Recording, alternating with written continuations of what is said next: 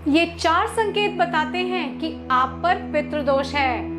29 सितंबर से 14 अक्टूबर 2023 तक है पितृपक्ष यानी श्राद्ध पक्ष।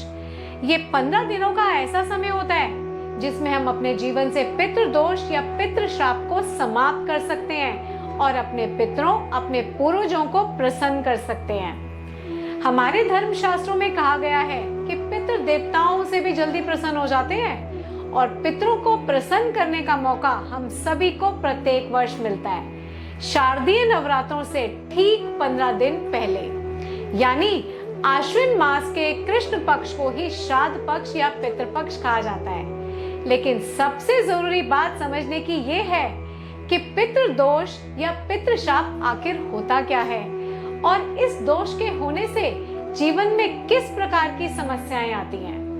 यही सब चर्चा आज हम करेंगे इस वीडियो में। लेकिन जो सबसे इम्पोर्टेंट टॉपिक है वो ये है कि कौन से उपाय करके पितृदोष या पितृश्राप से मुक्त हुआ जा सकता है और अपने पूर्वजों का आशीर्वाद प्राप्त करके सुख समृद्धि को प्राप्त किया जा सकता है। तो उपाय जानने के लिए बने रहिए मेरे साथ इस वीडियो के अंत तक। तो अब जल्दी से सब्सक्राइब कीजिए मेरे चैनल को और बेल नोटिफिकेशन का बटन भी जरूर दबाएं मेरे लेटेस्ट वीडियोस के अपडेट सबसे पहले जानने के लिए।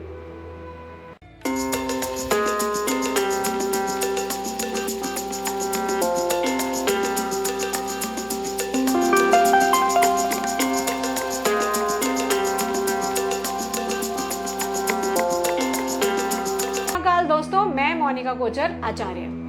तो दोस्तों, पितृदोष का यदि समय रहते निवारण ना किया जाए तो जीवन में बड़ी मुश्किलें खड़ी कर सकता है। इसलिए इस दोष को पहचानना बहुत ज्यादा जरूरी है और पितृदोष को पहचानने का तरीका बहुत ही सरल, बहुत ही सिंपल है, जिससे सभी लोग बिना कुंडली दिखाए भी समझ सकते हैं। कुछ संकेतों द्वारा आप समझ सकते हैं कि आप पर पितृदोष या पितृश्राप है या नहीं। जैसे आपके जीवन में संघर्षों का कभी खत्म ना होना, कर्जा और बीमारी लगातार बढ़ते चले जाना, काम धंधे की तरक्की रुक जाना, इनकम का कोई रेगुलर सोर्स ना होना यानी नियमित आय का ना होना, खर्चों पे खर्चे बढ़ते चले जाना, हर काम में अड़चने आना, परिवार में बच्चों की शादी का ना होना और अगर शादी हो भी गई तो आगे बच्चों की संतान का ना होना, वंश वृद्धि का रुक जाना या सिर्फ कन्या संतान ही होना।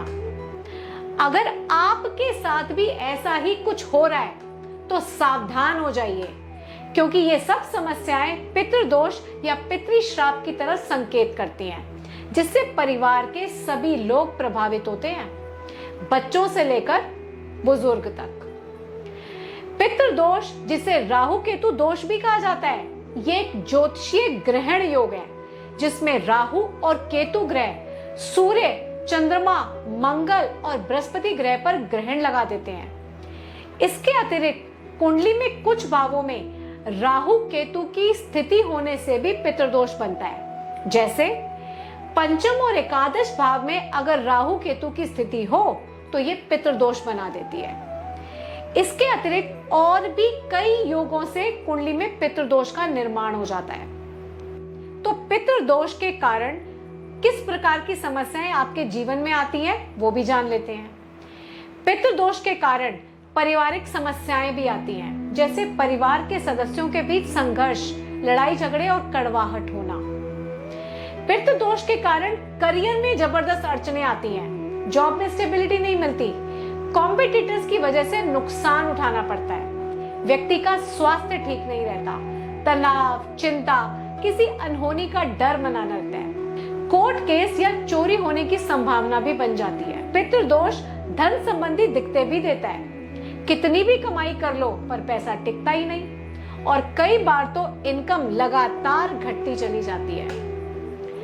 पितृदोष के कारण बच्चों के वैवाहिक जीवन में भी कठिनाइयां आती हैं, या तो विवाह होने में देरी हो सकती है या विवाह होकर भी टूट जाता है। ये समस्याएं कोई छोटी बड़ी समस्याएं नहीं होती जिन्हें आप इग्नोर कर देंगे। इनका प्रभाव आपके आने वाली जनरेशन को भी झेलना पड़ सकता है। इसलिए पितृदोष को समय रहते जान लेना बहुत आवश्यक है।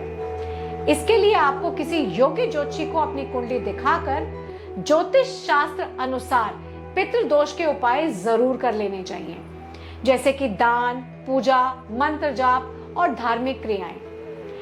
इन उपायों का उद्देश्य पितरों और पूर्वजों की आत्मा को शांति देना होता है। तो चलिए अब पितृदोष की शांति के कौन से उपाय हैं उन पर चर्चा कर लेते हैं। पितृदोष के उपाय कुंडली में राहु और केतु की स्थिति पर निर्भर करते हैं और यह उपाय योग्य ज्योतिषी की सलाह और आपके जीवन की परिस्थितियों के आधार पर अलग अलग हो सकते हैं। तो कुछ विशेष उपाय मैं आपको बताने जा रही हूं, उन्हें ध्यान से नोट कर लीजिए। पहला उपाय है श्राद्ध करना। पितृदोष की शांति के लिए नियमित श्राद्ध करें। इसके लिए आप अमावस तिथि पर पूर्वजों के नाम पर अन्न, भोजन और कपड़ा दान कर सकते हैं। श्राद्ध पक्ष में, जो कि अब शुरू होने वाला है, पिंड दान और पितृ तर्पण करें। दूसरा उपाय है मंत्र जाप। राहु और केतु के दोष को कम करने के लिए उनके मंत्रों का नियमित रूप से जाप करें, उसका बहुत प्रभाव पड़ेगा। तीसरा उपाय है दान करना।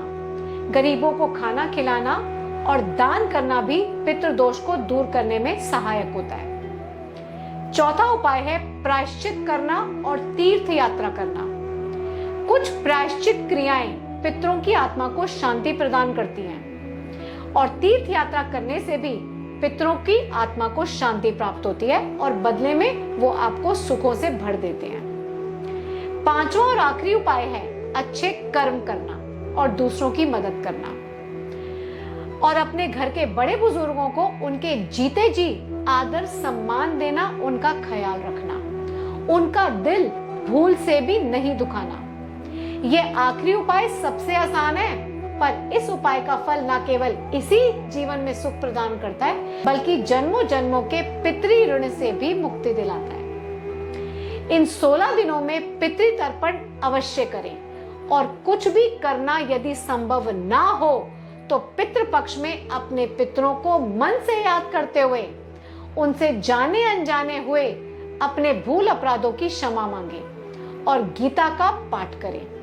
ये भी कर लिया तो समझ लीजिए आपके पितरों की आत्मा को शांति मिलनी शुरू हो जाएगी और आपके पूरे परिवार को पितृ क्षमा करके आशीर्वाद देके चले जाएंगे। ओम पित्राय नमः। हे पितरों, आप सभी को क्षमा करें और अपने आशीर्वाद से सभी को सुख सौभाग्य प्रदान करें, ऐसी मेरी प्रार्थना है। यदि वीडियो अच्छा लगा तो लाइक, शेयर, सब्सक्राइब, कमेंट जरूर करें। तब तक आपका भाग्योदय आकाश छुए। हर हर महादेव। मैं मोनिका कोचर, आचार्य।